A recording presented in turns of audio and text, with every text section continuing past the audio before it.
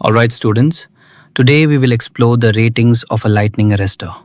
In this lesson, we will understand the important parameters that define how a lightning arrestor works and how it is selected for a power system.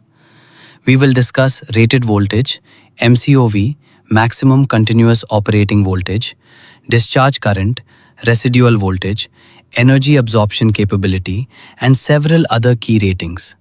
By the end of this session, you will clearly understand what each rating means, why it is important, and how these ratings help protect electrical equipment from lightning and switching surges. Alright students, now we will learn how to select lightning arrestor ratings based on system voltage. To understand this properly, we must consider two important conditions: effectively earthed systems and non-effectively earthed systems. First, let us understand the effectively earthed condition. In an effectively earthed transformer, the three-phase winding is connected in star. The star point is solidly connected to earth. Because of this solid earthing, systems like 132 kV, 220 kV, and 400 kV are considered effectively earthed systems. Now let us look at the non-effectively earthed condition. Many power utilities use a delta-connected 33 kV winding in transformers. A delta connection does not have any star point, so there is no direct provision for earthing. In such cases, we use an earthing transformer or reactor to create an earthing point. That is why this type of system is called a non-effectively earthed system. Next, let us see what happens during a fault. Suppose a fault occurs in one phase of a star-connected effectively earthed system. Because the star point is solidly grounded, the voltage of the healthy phases cannot rise beyond about 80% of the phase-to-phase voltage. But in a delta-connected, non-effectively earthed system, the situation is different. If one phase gets faulted, the voltage of the remaining healthy phases may rise up to square root of 3 times their phase voltage. Sometimes it can be even slightly higher. In simple words, the healthy phase voltage can rise up to almost 100% or more of the line voltage. Therefore, the selection rule becomes very clear. For an effectively earthed system, the rated voltage of the lightning arrestor is generally 0.8 times the system line voltage. For a non-effectively earthed system, we select the lightning arrestor rating as 100% or slightly more than the line voltage. Now let us take some practical examples. First, the 132 kV system. Since it is effectively earthed, the highest system voltage is 145 kV. So, the lightning arrestor rating will be 0.8 times 145 kV, which is approximately 120 kV. Next, the 220 kV system. This is also solidly earthed. So, the arrestor rating becomes 0.8 times 245 kV, which is nearly 198 kV. Finally, the 33 kV system. This system is normally non-effectively earthed. So, we select the arrestor rating as 33 kV times 1.1, which is about 36 kV. However, in practice, many utilities prefer 42 kV arrestors to provide additional safety margin. Still, 36 kV arrestors can also be used depending on design requirements. So students, remember this key idea. Earthing condition decides how much voltage rise can occur during a fault, and that directly decides the lightning arrestor rating. Alright students, now let us understand a very important concept, the maximum continuous operating voltage or MCOV of a lightning arrestor. Normally, we connect a lightning arrestor between the phase and earth. Because of this connection, two different voltage conditions can appear across the arrestor. One condition happens during an earth fault in another phase, and the other occurs during normal healthy operating conditions. First, let us discuss the voltage condition during an earth fault. When an earth fault occurs in one phase, the voltage of the healthy phases rises. Even during this condition, the lightning arrestor should not conduct current. Remember, a lightning arrestor must operate only during lightning surges or switching impulses, not during power frequency earth faults. Now, the arrestor must temporarily withstand this higher voltage. This is called the temporary overvoltage withstand capability. Since the fault condition lasts only for a short time before the protection system clears it, the arrestor is designed to withstand this voltage for a limited duration.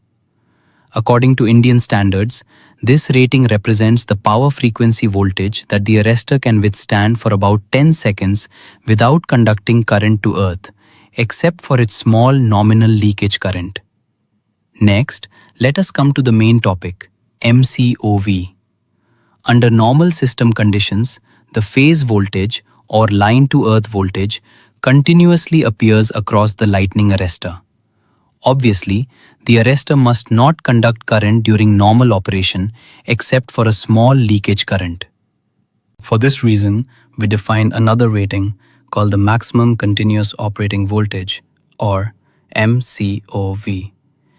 The earlier voltage we discussed was for temporary overvoltage conditions, but MCOV represents the voltage that the arrestor can withstand continuously throughout normal operation. Since the arrestor is connected between line and earth, the phase voltage appears across it.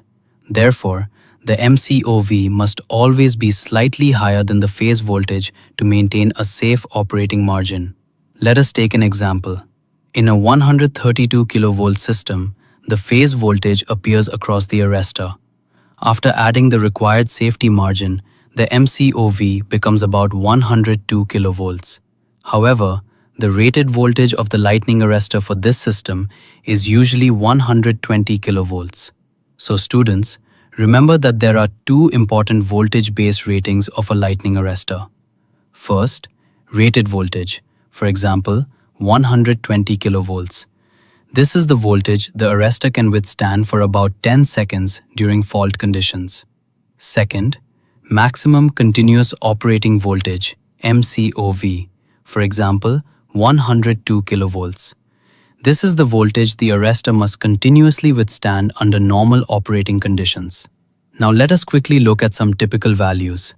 System voltage, 36 kV, MCOV, 36 kV, rated voltage, 42 kV. It's from rated line voltage. System voltage, 145 kV, MCOV, 102 kV, rated voltage, 120 kV. System voltage, 245 kV, MCOV, 168 kV, rated voltage, 198 kV. System voltage, 420 kV, MCOV, 306 kV, rated voltage, 360 kV. Alright students, now we will discuss lightning arrestor ratings based on current and understand why these parameters are very important when selecting a lightning arrestor for a power system. First, let us look at the classes of lightning arrestors. There are mainly two classes, distribution class and station class. The distribution class lightning arrestor usually has a rated nominal discharge current of 5 kA or below. For station class lightning arrestors, the rated nominal discharge current is generally 10 kA for 132 kV and 220 kV systems. For 400 kV and higher systems, the value is typically 10 to 20 kA. Now, what is nominal discharge current? This is the surge current that passes through the arrestor during a lightning or switching impulse. The standard waveform for this current is an 8/20 microsecond impulse. This rating plays a major role in selecting the correct lightning arrestor because it represents the current level the arrestor must safely discharge. Next, let us understand residual voltage. When discharge current flows through the arrestor, the internal impedance of the arrestor causes a voltage to develop across it. This voltage is called the residual voltage. This value is very important because it must always be less than the basic insulation level or BIL of the equipment connected to the system. The arrestor's main purpose is to protect equipment, so its residual voltage must remain below the insulation withstand level.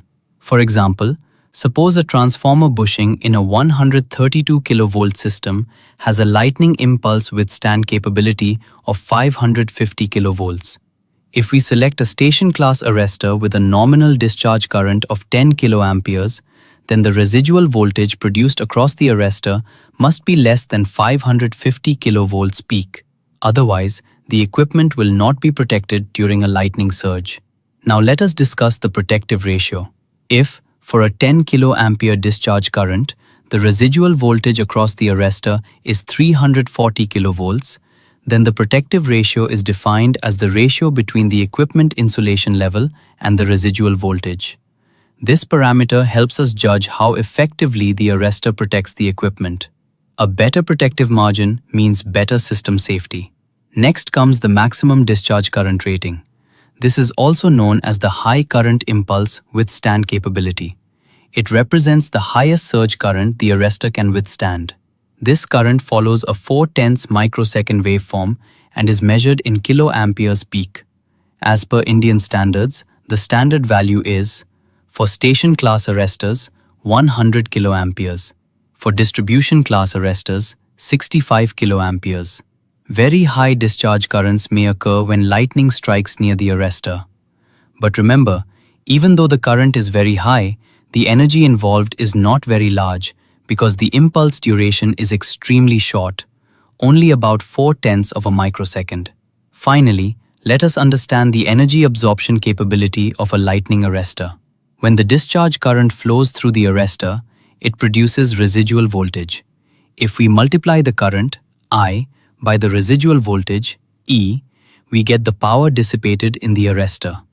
When this power is multiplied by the duration of current flow, we obtain the energy. This energy converts into heat. Therefore, the arrestor body must be strong enough to absorb this energy without any permanent damage or change in characteristics.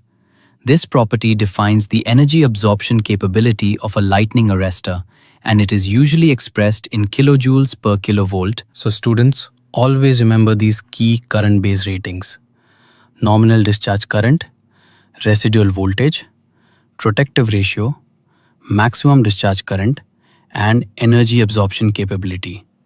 All together decide how safely and effectively a lightning arrestor can protect power system equipment.